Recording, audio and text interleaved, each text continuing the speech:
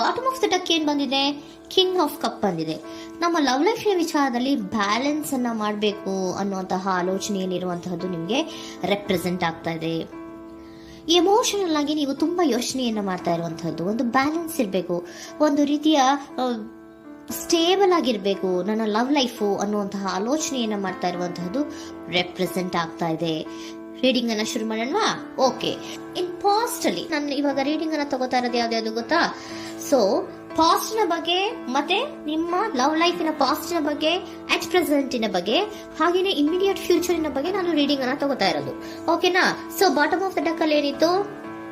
So bottom of the duck ನಿಮ್ಗೆ ಏನ್ ಬಂದಿತ್ತು? ಭಾವನಾತ್ಮಕವಾಗಿ ಯೋಚನೆ ಮಾಡುವಂತಹದ್ದು, ಒಂದು ರೀತಿಯ ಸ್ಟೇಬಲ್ ಆಗಿ ಇರಬೇಕು, ಬ್ಯಾಲೆನ್ಸ್ ಅನ್ನ ಮಾಡಬೇಕು ನಮ್ಮ ಲವ್ ಲೈಫಿನಲ್ಲಿ ಅನ್ನುವಂತಹ ಆಲೋಚನೆಯನ್ನ ಮಾಡ್ತಾ ಇರುವಂತಹದ್ದು ಕಿಂಗ್ ಆಫ್ ಕಪ್ಸ್ ನಿಮ್ಮ ಬಾಟಮ್ ಆಫ್ ದ ಡಕ್ ಅಲ್ಲಿ ಬಂದಿತ್ತು. ಅಂದ್ರೆ ನಿಮ್ಮ ಪಾಸ್ಟ್ ನಲ್ಲಿ ಏನಾಗಿತ್ತು? ಸೊ ನೀವು ಬಹಳಷ್ಟು ಯೋಚನೆ ಮಾಡಿನೇ, ನಿಮ್ಮ ಅಂತರಾತ್ಮದ ಮಾತನ್ನ ಕೇಳಿಯೇ ನೀವು ಬಹಳಷ್ಟು ಯೋಚನೆಯನ್ನ ಮಾಡಿ ನೀವು ಕೆಲವೊಂದು ಪ್ರಪೋಸಲ್ ಗಳನ್ನ ಮಾಡಿರೋ, ನಿಮ್ಮ ಲವ್ ಲೈಫಿನ ವಿಚಾರದಲ್ಲಿ ಕೆಲವೊಂದು ಪ್ರಪೋಸಲ್ ಗಳನ್ನ ಮಾಡಿರುವಂತಹದ್ದು ಅಥವಾ ಪ್ರಪೋಸಲ್ ಗಳನ್ನ ನೀವು ಸ್ವೀಕರಿಸಿರುವಂತಹದ್ದು. ಓಕೆನಾ? ಸೊ ಎಮೋಷನಲ್ ಆಗಿ ಏನಾಗಿತ್ತು? ನೀವಿಬ್ರು ಸಮಾಧಾನವಾಗಿ ಇದ್ರಿ, ಸಾಮರಸ್ಯದಿಂದ ಇರ್ತಿತ್ತು, ಮತ್ತೆ ಲವ್ ಲೈಫಿನ ವಿಚಾರದಲ್ಲಿ ಒಂದು ಫುಲ್ಫಿಲ್ಮೆಂಟ್ ಇರ್ತಿತ್ತು. ಹೌದಾ? ನಿಮ್ಮ ಪಾಸ್ಟ್ ನಲ್ಲಿ ಬಹಳಷ್ಟು ಯೋಚನೆ ಮಾಡಿಯೇ ಕೆಲವೊಂದು ಫುಲ್ಫಿಲ್ಮೆಂಟ್ ಗಳು ಇರುತ್ತೆ ಅನ್ನುವಂತಹ ಆಲೋಚನೆಯನ್ನು ಮಾಡಿಯೇ ನೀವು ಕೆಲವೊಂದು ಪ್ರಪೋಸಲ್ ಗಳನ್ನ ಮಾಡಿರುವಂತಹದ್ದು ಅಥವಾ ಪ್ರಪೋಸಲ್ ಗಳನ್ನ ನೀವು ಸ್ವೀಕರಿಸಿರುವಂತಹದ್ದು ನಿಮ್ಮ ಲವ್ ಲೈಫಿನ ವಿಚಾರದಲ್ಲಿ ರೆಪ್ರೆಸೆಂಟ್ ಆಗ್ತಾ ಇದೆ. ಆದ್ರೆ ಅಟ್ ದ ಪ್ರೆಸೆಂಟ್ ನಲ್ಲಿ ಏನಾಗ್ತಾ ಇದೆ? ಅಟ್ ದ ಪ್ರೆಸೆಂಟ್ ನಲ್ಲಿ ನೀವ್ ಯಾಕೋ ಆಲೋಚನೆಯನ್ನ ಮಾಡ್ತಾ ಇರುವಂತಹದ್ದು ರೆಪ್ರೆಸೆಂಟ್ ಆಗ್ತಾ ಇದೆ ನಿಮ್ಮ ಲವ್ ಲೈಫಿನ ವಿಚಾರವಾಗಿ. ನೋಡಿ, 7 ಆಫ್ ಪೆಂಟಿಕಲ್ಸ್ ಬಂದಿದೆ. ಸೊ 7 ಆಫ್ ಪೆಂಟಿಕಲ್ಸ್ ಏನನ್ನ ರೆಪ್ರೆಸೆಂಟ್ ಮಾಡುತ್ತೆ? ಪೀರಿಯಡ್ ಆಫ್ ಕಾಂಟೆಂಪ್ಲೇಷನ್, ಏನೋ ಒಂದು ಯೋಚನೆಯನ್ನ ಮಾಡ್ತಾ ಇರುವಂತಹದ್ದು ನಿಮಗೆ ರೆಪ್ರೆಸೆಂಟ್ ಆಗ್ತಾ ಇದೆ. ಯಾಕೋ ನನ್ನ ಲವ್ ಲೈಫಿನಲ್ಲಿ ಮುಂದೆ ಮುಂದೆ ಹೋಗ್ತಾ ಇಲ್ವಲ್ಲ, ಏನಿದು ಇಷ್ಟು ಸ್ಲೋ ಪ್ರೋಗ್ರೆಸ್ ಅಲ್ಲ ಅನ್ನುವಂತಹ ಆಲೋಚನೆಯನ್ನ ನೀವು ಮಾಡ್ತಾ ಇರುವಂತಹದ್ದು ರೆಪ್ರೆಸೆಂಟ್ ಆಗ್ತಾ ಇದೆ. ಲಾಂಗ್ ಟರ್ಮಿನ ವ್ಯೂಸಿನ ಬಗ್ಗೆ ನೀವು ಹೆಚ್ಚು ಗಮನವನ್ನ ಕೊಡ್ತಾ ಇದ್ದೀರಾ. ಸೊ ನಮ್ಮ ಲವ್ ಲೈಫ್ ಏನೋದು ಲಾಂಗ್ ಟರ್ಮಿನಲ್ಲಿ ಕೂಡ ನಮಗೆ ಚೆನ್ನಾಗಿರ್ಬೇಕು. ಆದ್ರೆ ಯಾಕೆ ಏನೋ ಒಂದು ರೀತಿಯ ಪ್ರೋಗ್ರೆಸ್ ಇಲ್ವಲ್ಲ ಲವ್ ಲೈಫಿನಲ್ಲಿ, ಒಂದು ರೀತಿಯ ಖುಷಿ, ಸಂತೋಷ, ಸಮಾಧಾನ ಯಾಕಿಲ್ಲ ಅನ್ನುವಂತಹ ಆಲೋಚನೆಯನ್ನ ಮಾಡ್ತಾ ಇರುವಂತಹದ್ದು ಅಟ್ ಪ್ರೆಸೆಂಟ್ ಅಲ್ಲಿ ರೆಪ್ರೆಸೆಂಟ್ ಆಗ್ತಾ ಇದೆ. ಯಾಕೆ ಹಾಗೆ ರೆಪ್ರೆಸೆಂಟ್ ಆಗ್ತಾ ಇದೆ ಅಂದ್ರೆ ನೋಡಿ, devil card and 8 of cups. Devil card ಯಾಕೆ ರೆಪ್ರೆಸೆಂಟ್ ಆಗಿದೆ? ಅಡಿಕ್ಷನ್. ನೀವು ಅವ್ರನ್ನ ತುಂಬಾ ಅಡಿಕ್ಟ್ ಆಗ್ಬಿಟ್ಟಿದ್ದೀರಾ, ಅಂದ್ರೆ ಅವ್ರನ್ನ ತುಂಬಾ ಹಚ್ಕೊಂಡ್ಬಿಟ್ಟಿದ್ದೀರಾ, ನಿಮಗೆ ಅವ್ರನ್ನ ಬಿಟ್ಟಿರಕ್ ಆಗೋದಿಲ್ಲ. ಸೊ ನೀವು ಅವ್ರಿಗೆ ಅವಲಂಬನೆ ಆಗಿರುವಂತಹದ್ದು, ನಿಮ್ಮ ಲವ್ ಲೈಫಿನ ವಿಚಾರದಲ್ಲಿ ನಿಮ್ಮ ಪರ್ಸನ್ಗೆ ನೀವು ತುಂಬಾ ಅಡಿಕ್ಟ್ ಆಗಿರುವಂತಹದ್ದು, ತುಂಬಾ ಪ್ರೀತಿಸುವಂತಹದ್ದು, ಒಂದು ನಿಮಿಷನೂ ಕೂಡ ಬಿಟ್ಟಿರೋದಿಲ್ವೇನೋ ಅನ್ನುವಂತಹ ರೀತಿಯಲ್ಲಿ ನೀವು ತುಂಬಾ ಅಡಿಕ್ಟ್ ಆಗಿರುವಂತಹದ್ದು ರೆಪ್ರೆಸೆಂಟ್ ಆಗ್ತಾ ಇದೆ. ಸೊ ಆ ಕಾರಣವಾಗಿಯೇ ನೀವು ಯೋಚನೆಯನ್ನ ಮಾಡ್ತಾ ಇದ್ದೀರಾ.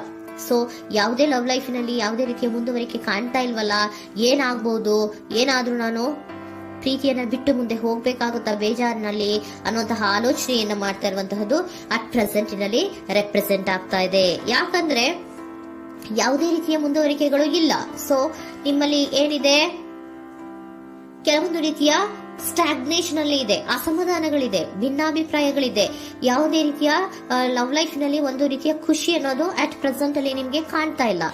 ಆದ್ರೆ ಯೋಚನೆ ಅಂತೂ ಮಾಡ್ತಾ ಇದ್ದೀರಾ. ಅಡಿಕ್ಷನ್ಸ್ ಇದೆ ಅಲ್ವಾ? So devil card represented by addictions ಅನ್ನ ರೆಪ್ರೆಸೆಂಟ್ ಮಾಡೋದ್ರಿಂದ ಅಟ್ ಪ್ರೆಸೆಂಟಿನಲ್ಲಿ ನೀವ್ ಯಾಕೋ ಲವ್ ಲೈಫಿನ ವಿಚಾರದಲ್ಲಿ ಸಮಾಧಾನದಿಂದ ಇರುವಂತಹದ್ದೇನು ರೆಪ್ರೆಸೆಂಟ್ ಆಗ್ತಾ ಇಲ್ಲ. ಸೊ ಏನಾಗುತ್ತೋ, ಇದು ಹಿಂಗೆ ಆಗ್ತಾ ಇದ್ರೆ ಏನಾಗುತ್ತೋ, ಇದೇನ್ ವಿತ್ಡ್ರಾ ಆಗ್ಬಿಡುತ್ತಾ, ನನ್ನ ಬಿಟ್ಕೊಡ್ತಾರ ಅನ್ನುವಂತಹ ಆಲೋಚನೆಯನ್ನ ಕೂಡ ಕೆಲವೊಬ್ರು ಮಾಡ್ತಾ ಇರುವಂತಹದ್ದು ರೆಪ್ರೆಸೆಂಟ್ ಆಗ್ತಾ ಇದೆ.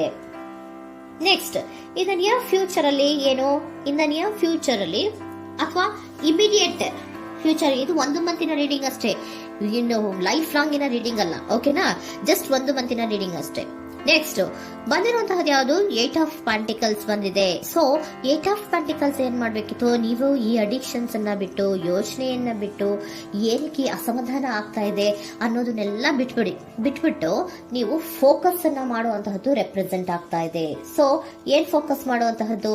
ಏನಾಗಿದೆ ನನ್ನ ಲವ್ ಲೈಫಿನ ವಿಚಾರದಲ್ಲಿ?